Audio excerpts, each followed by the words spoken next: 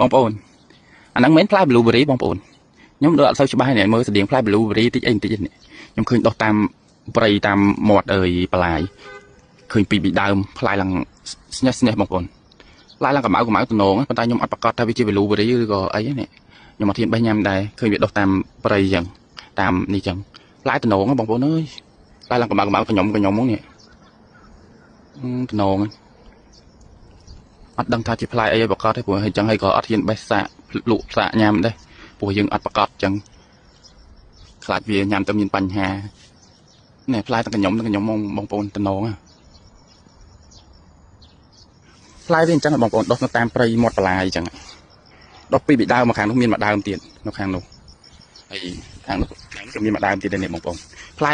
ពេញដើមគ្នាអញ្ចឹងបងប្អូនផ្លែទាំងខ្ញុំហ្មងផ្លែតំណងណាបងប្អូនខ្ញុំ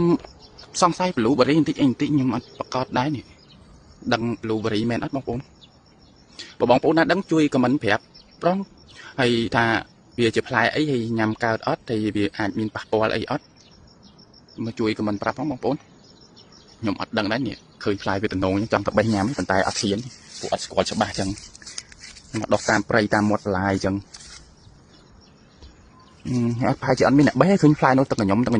ញដើមឡើងស្ញេះនេះមើលបងប្អូនតំណងអត់នេះផ្លែវាអញ្ចឹងដើមវាអញ្ចឹងនេះស្លឹកវាអញ្ចឹងខ្ញុំមិនដឹងថាជាប្រភេទដើមអីដែរនេះប៉ុន្តែខ្ញុំបើតាមគិតវាជារៀងផ្លែ blueberry តែដោយសារខ្ញុំវាអត់ប្រកាសអញ្ចឹងខ្ញុំអត់ហ៊ានដែរនេះតំណងបងប្អូនអើយផ្លែទាំងខ្ញុំឡើងខ្មៅផ្លែឡើង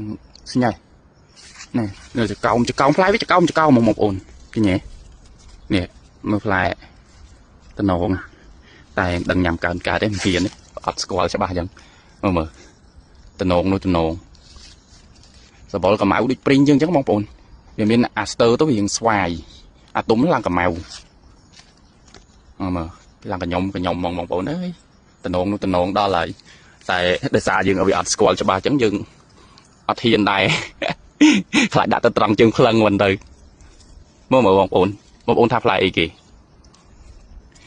បងប្អូនណាដឹងជួយ comment ប្រាប់ផងបងប្អូនថាវាជាប្រភេទផ្លែអីហើយបើយើងទៅញ៉ាំទៅវាអាចប៉ះពាល់អីអត់ហើយវាមានប្រយោជន៍អីបើសិនជាញ៉ាំកើតទៅជួយ comment ប្រាប់ផង